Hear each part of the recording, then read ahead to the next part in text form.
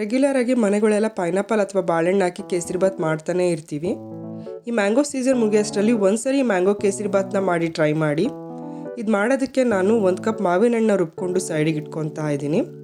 ಇನ್ನೊಂದು ಕಡೆ ಪ್ಯಾನ್ ಇಟ್ಟು ಅದು ಬಿಸಿ ಆದಮೇಲೆ ತುಪ್ಪ ಹಾಕಿ ದ್ರಾಕ್ಷಿ ಗೋಡಂಬಿನ ಹಾಕಿ ಹುರ್ಕೊಂಡು ಇದನ್ನು ಸೈಡಿಗೆ ಇಟ್ಕೊತಾ ಇದ್ದೀನಿ. ಅದೇ ಪ್ಯಾನಿಗೆ 2 ಲವಂಗ ಹಾಕಿ 1 ಕಪ್ ಚಿರೋಟೆ ರವೆ ಹಾಕಿ ಗೋಲ್ಡನ್ ಬ್ರೌನ್ ಬರೋವರೆಗೂ ಹುರ್ಕೊತಾ ಇದ್ದೀನಿ.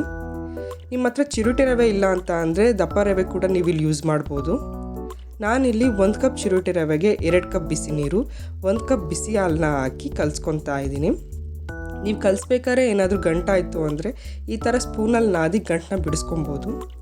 ಚೆನ್ನಾಗಿ ಕಲಿಸಿದ ಮೇಲೆ ಇದಕ್ಕೆ ಮುಂಚೆನೇ ರುಬ್ಬಿಟ್ಕೊಂಡ್ರೆ ಅಂತ ಮ್ಯಾಂಗೋ ಪ್ಯೂರೆನ ಹಾಕಿ ಇನ್ನೊಂದು ಸರಿ ಮಿಕ್ಸ್ ಮಾಡ್ಕೊಬೇಕು.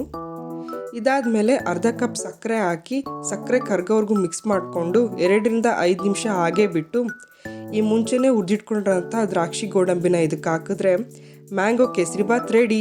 ನೀವು ಒಮ್ಮೆ ಟ್ರೈ ಮಾಡಿ ಹೇಗಿತ್ತು ಅಂತ ಹೇಳಿ ಕಮೆಂಟ್ ಸೆಕ್ಷನಲ್ಲಿ ತಿಳಿಸಿ.